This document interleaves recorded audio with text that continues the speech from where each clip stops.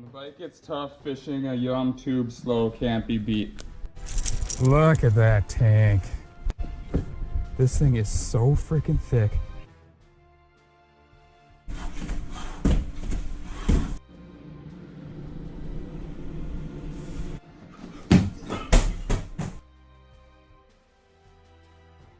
Alright guys, today I want to unbox for you guys the Tatula FW.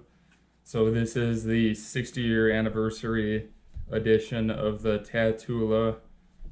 And I ordered this on Tackle Warehouse on their Black Friday sale for 20% off. So I think it retails for, it says $170 on here, $169.99. I got it 20% off for like $133. And then a couple days after I ordered it, for some reason I went back on Tackle Warehouse and now it's dropped to $118. So it's even cheaper.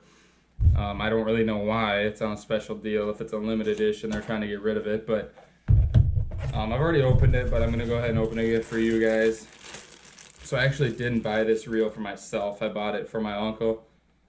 I was talking to him about fishing a little bit earlier this year, and he likes to use Johnny Morris Bass Pro Shops reels.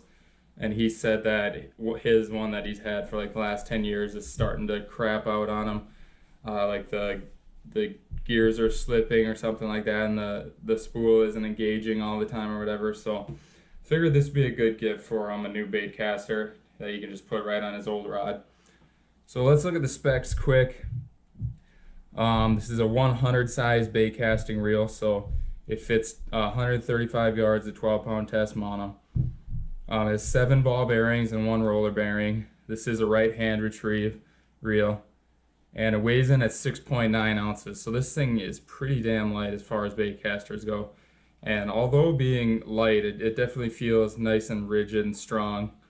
I have a Tatula CT Type R, and I have 2 Tatula SVs. And those things are all light, but they're definitely strong. They have strong gears in them, and they just feel very solidly built. And another thing about the Tatulas I really like, they're pretty small. They're very easy to palm. So they're really comfortable to fish with all day long. This one is an 8.1 to 1 gear ratio, and it looks like that's the only option available right now too, is the 8.1 to 1 gear ratio. So yeah, this was a 60th anniversary limited edition. It says 3,000 total units of these were made. So this one actually has a serial number on it. It's number 825 of 3,000 made. It's mostly all black, but this one like middle plate here is kind of like a grayish, very dark grayish black with some bronze coloring in it. It's kind of hard to notice it unless you look at it really closely. It's got some red accents right here. Hopefully you can see this good. Some red accents right here. It's got the red Daiwa there, and it's got this really cool spider graphics on the side here. It's got the Meg Force Z, so if you've never used a Daiwa bait caster before, I think most of them or all of them have the Meg Force Z, the Bass low profile bait casters anyways. But this is very easy magnetic brake to dial in. I have it set at 7 right now because that's what my SVs are usually on. But anywhere from like 6 to 10 is good for general bass fishing, and you can easily adjust it to switch to different baits or if the wind picks up or anything like that. Very easy to adjust on the fly. You don't have to open up the side plate or anything to access it. It's got the spool tension knob here with a cool spider graphic on that also.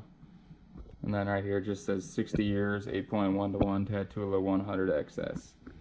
The grips on the Tatula, they're maybe slightly oversized compared to what they used to be, but they're as far as reels go nowadays, they're actually kind of smaller. I know like Lew's and some other manufacturers using the big wind grips, which I do like those, but these ones work really well too. They're very easy to grip rubber. They're like perfect size to just pinch in between your thumb and index finger.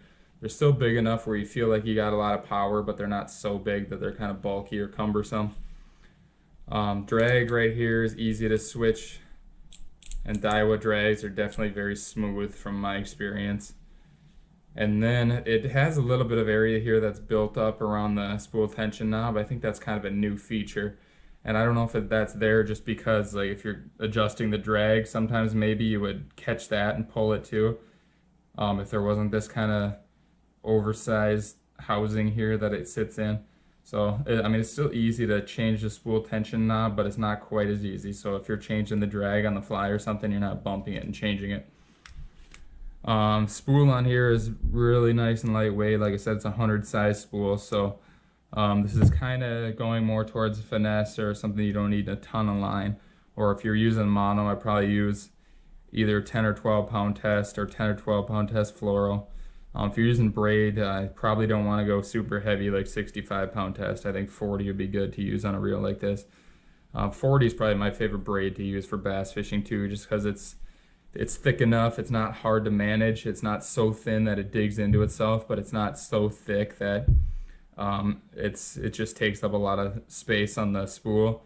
And 65 pound test, if you get it stuck in the rocks or in a tree or something, it's really hard to snap that off. But 40 pound test is a little bit easier to snap off, but still plenty strong for any type of bass you're going to be encountering, especially up here in Minnesota where I'm at.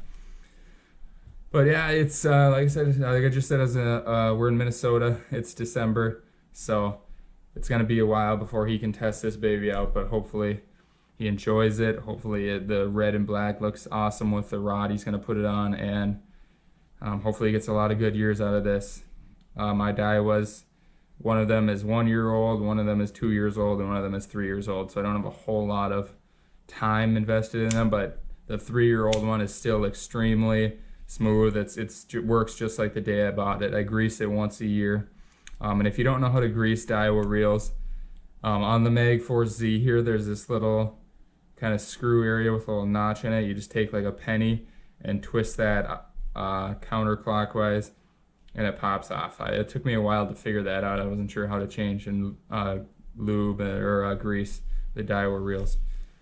But yeah, hopefully you guys enjoyed this. Just a closer look at the Daiwa reel. If you were thinking about buying one of these, I definitely think it's worth it. And now that the price lowered to $118, this might be the best bait caster in that price range. I don't have a ton of experience with a bunch of different reels. I got a Lew's reel, I got a couple Quantums, like 5 Daiwas, and 2 of them are the coastal ones, and then a Curado and a Daiwa Fuego. So, but in this price range, I'd be hard pressed to think that you'd find a better reel than this. This thing is so smooth, well built, easily palms.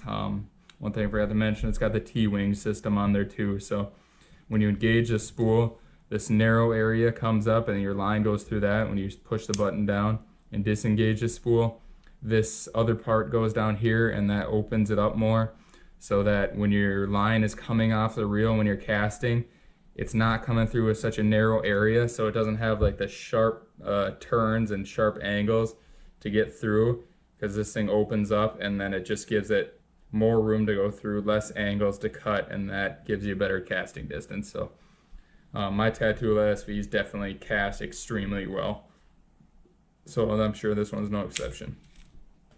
So that'll be it for this review, guys. I really hope my uncle enjoys this. I'm thinking it's probably going to be the nicest bait caster he's ever used before, and at $118 you really can't go wrong with this one. So if you're interested, snatch one up right now in Tackle Warehouse before they sell out. For 118 bucks, you really can't go wrong. Thanks for watching. Subscribe if you want some more gear reviews and some fishing videos in the future, and I'll see you guys next time.